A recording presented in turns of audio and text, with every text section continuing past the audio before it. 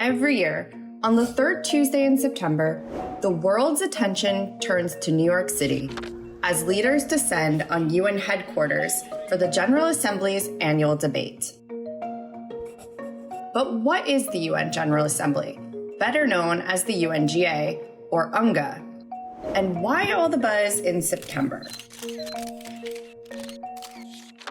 So the high-level week brings together leaders from around the world for this annual debate, and it's an opportunity for countries, powerful and not so powerful, big and small, to stand on the world stage and talk about the issues that matter to their governments and to their people, like climate change, like sustainable development, like COVID, or conflicts in their region.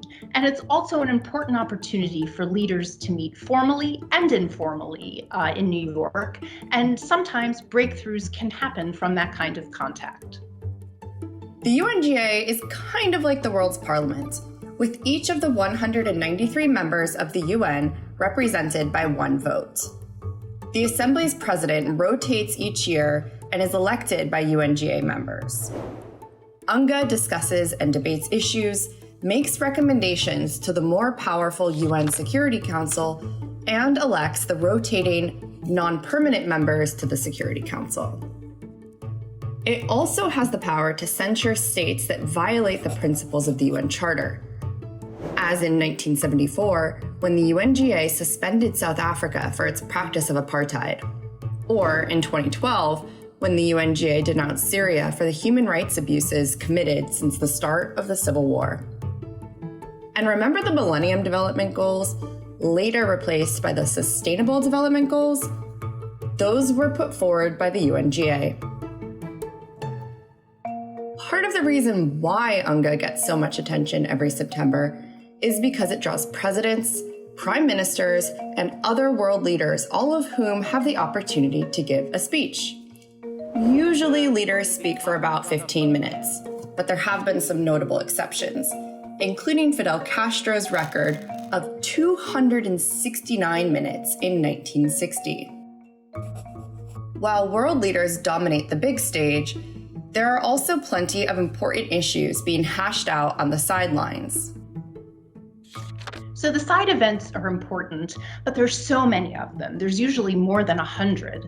And, with all the speeches going on in the General Assembly Hall, it's just so much to physically be at during that week. So sometimes they get a little bit lost in the noise of the main events.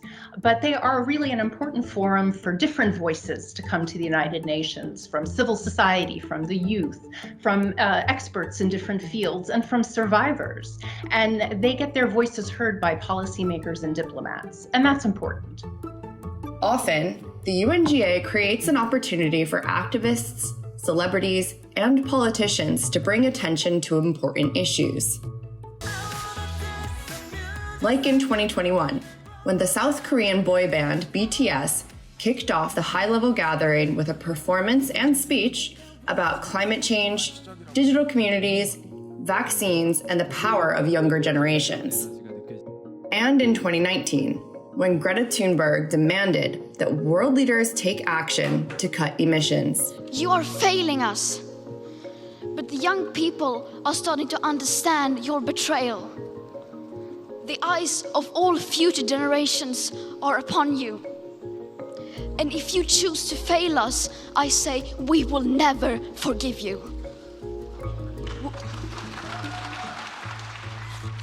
For the journalists, it's the busiest week of their UN calendar year. And it's early hours to late nights and running around the building trying to chase diplomats and leaders and break news. We get between 1,000 and 2,000 journalists in a typical year coming from around the world with their presidents and their prime ministers, and separately covering all the events at headquarters. So it's a big reunion for some of us journalists. We see reporters we haven't seen for a really long time, which is nice, but it's also a really, really hectic week for reporters, toiling from early hours to late at night, processing all those words those leaders say.